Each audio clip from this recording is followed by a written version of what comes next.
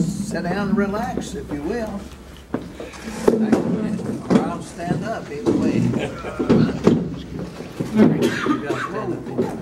You okay? Yeah. And we know at our age, standing up is a privilege. Because when we sit down, we may not get up again. So we do that.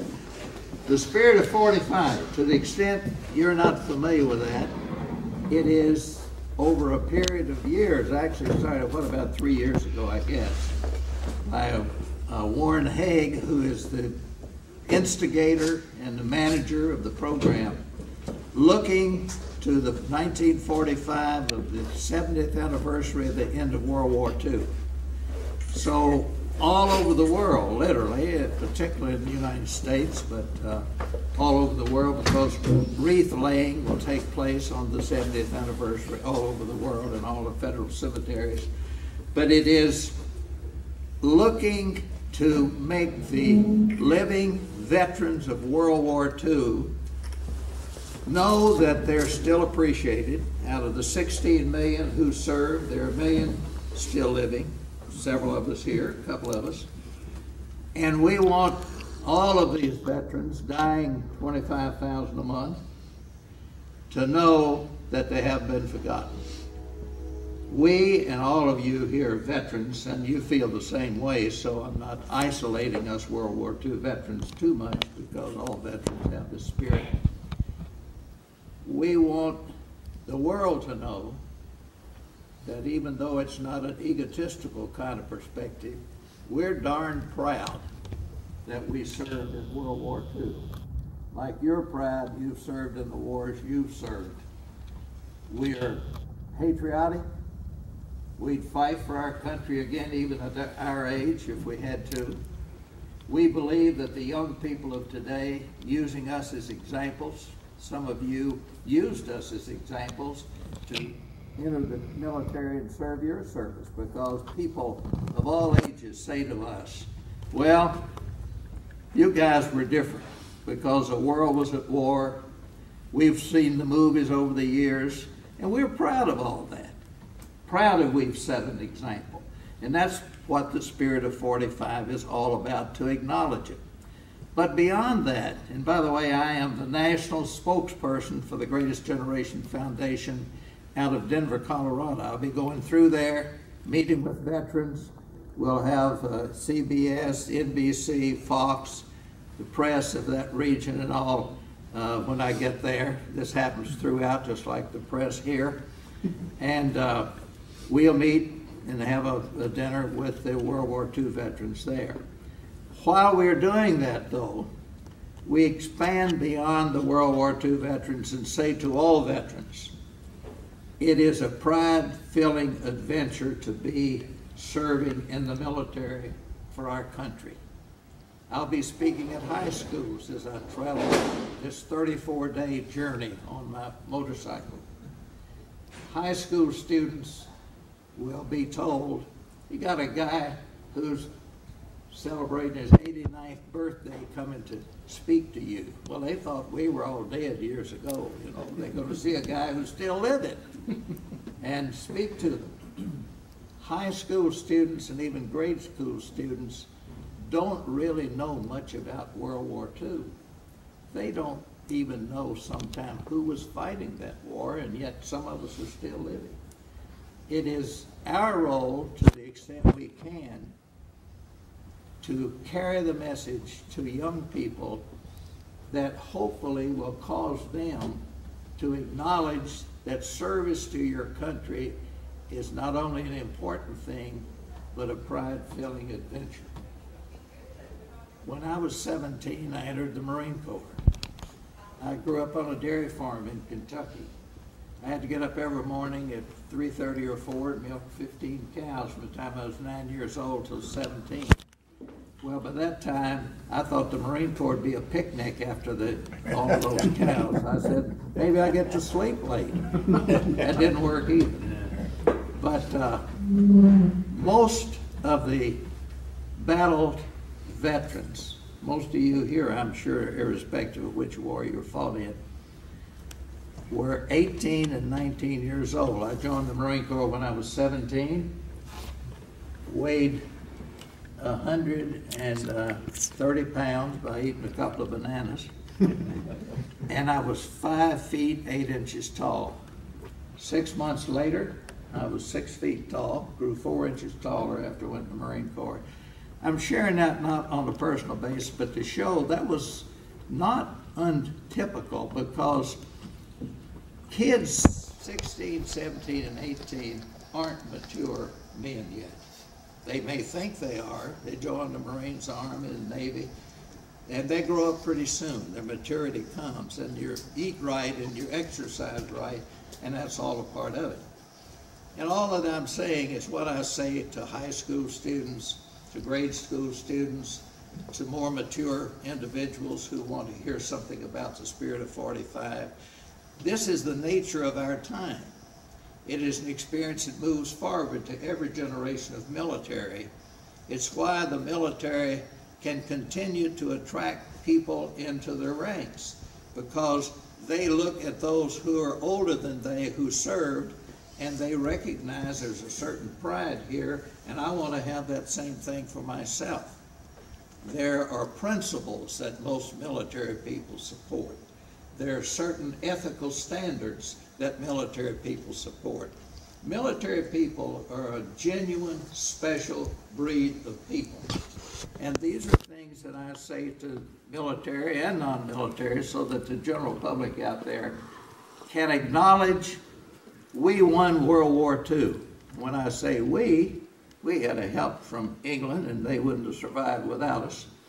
And when we talk about the British are coming, this time they're coming to help us celebrate. We don't have to shoot at them, and they don't have to shoot at us. We're having a worldwide celebration.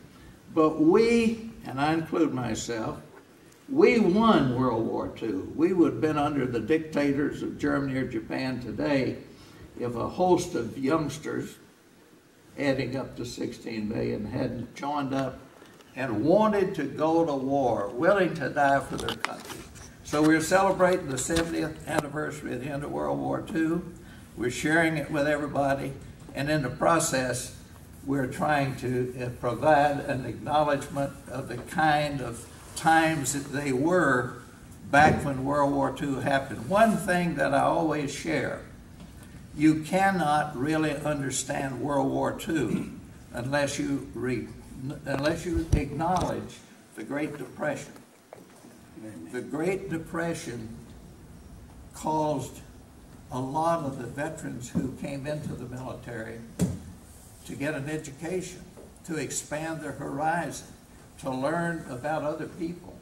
That farm in Kentucky where I grew up, very rural, very conservative. My father was a tenant farmer.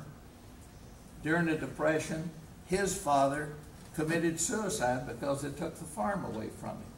Then he married my mother, and her mother had a farm, and they took her farm away. You know, we talk about in New York jumping out of tall windows because you lose your investments. There were people all over the country, farmers, losing everything they had. We grew up in that atmosphere. We didn't have anything.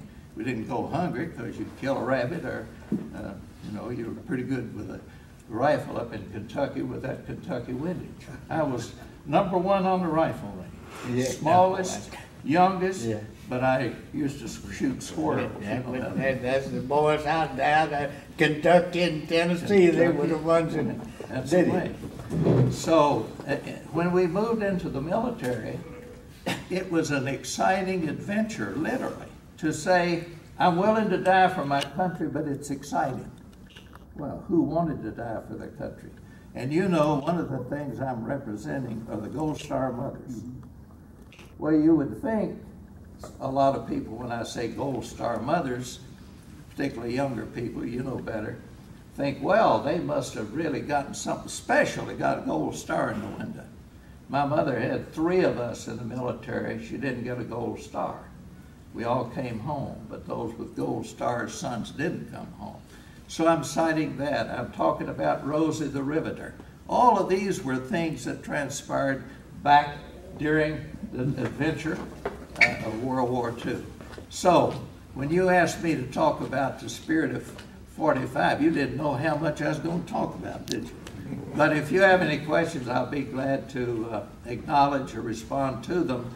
But even you, veterans here,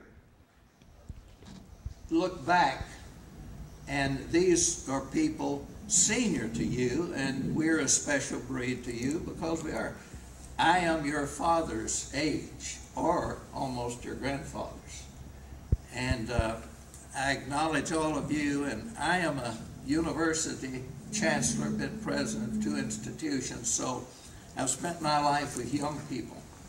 Parents come to me, others come to me, and they ask the question, do you think young people of today would do what you did when you were young in the war and so forth? And they expect me to hedge a bit and say, well, I'm not too sure. I'm not sure they would. I never answer it that way. I say I have 5 children, 11 grandchildren, 6 great-grandchildren. I know my grandchildren today would be willing to fight for their country or die for their country. And everybody is somebody's grandchild. They can't be all bad. And maybe that's a good interpretation. It works. So thank you. I am proud to be here with you. The American Legion Riders have taken me, they've even made me a member. Got my own vest. I'm not wearing it right now. And a long time ago, I belonged to the American Legion, and then I became a Marine Corps League and the Navy League, and so now I'm back in. And between here and Richmond, Virginia, has been a fascinating kind of relationship that I have enjoyed with others across the country, and how much I appreciate your taking the time to husband me around a little bit and get me where I want to go. Just having somebody to follow through your town here made me feel comfortable. I'm a bit amazed that you're out on a motorcycle all by yourself, loaded down, and you don't even know where you're going. So thank you for helping me to know that. Thank you for inviting me. It's appreciated. You know, you just made a quote. Any questions? That I read this morning. You don't want to die for your country. You want the other fellow to die for his. That's exactly right. Yeah. I've always said the Japanese wanted to die for their country. That's right. The folks in other countries like that. Yeah. I was willing, but don't get me wrong, I wasn't looking forward to it. And I would not have allowed myself to die for my country, except I wouldn't have been taken a prisoner of the Japanese. Yeah. And I think there's a certain limit to how far you'd fight not to be put into the position of being taken up with the enemy. The Japanese wanted, remember in those little notes, Iwo Jima, the Japanese, take 20 Marines with you and die. Yeah. We don't think that way. We want to live to come back and let the government educate us as country boys. Works out. Any questions? I'd be glad to answer. All I want to say is thank you again for what you've done. Yeah. Thank you. And what you're doing now, that's the thing about it, because I tell you what, I find that in giving my talks, is people need to know about World War II. I mean, really, I mean,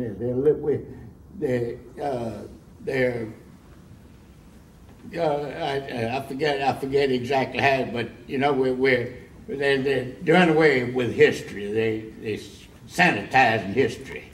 right. They're taking history away from us, Yeah. and we need to get out and let them know what it was. And that's why this, I've got a 34-day journey. This is one of many stops along the way. I'm just thinking, in Cincinnati, for example, they're putting on a parade, one of the school systems, have a dinner. I'll see the mayor, see the governor in Iowa, seeing all kinds of people for all kinds of reasons, but all in the celebration of the success of the red, white, and blue in defending the world from dictatorship. And that's really a generalization. You folks, veterans, are still doing it. you've done it. Of course, you've served your country, some of you, your whole life in it. And we're a great country for one reason. We have a great military. Without it, there's no greatness, because you're not protected against all the other ills of the world. We're strong and we're vibrant, and we'll always be a great country if we do that. And the young people coming on, they will listen to me. I know, because I'm already speaking to them, and I've been doing it all my life. They're deeply interested. They're not a bunch of rebels out there. There's some bad people in central cities because they haven't had a chance to know any better. But most of them represent well what we represent. So I'll be all over the country, and after I leave here, of course, you've got a group of these guys, sounds like someone ominous, who are going to see me out of town. We want you to stay long. Well, go ahead. I just want to say that we grew up in the footsteps of World War II veterans, and he left big footsteps for us to follow, and we tried to follow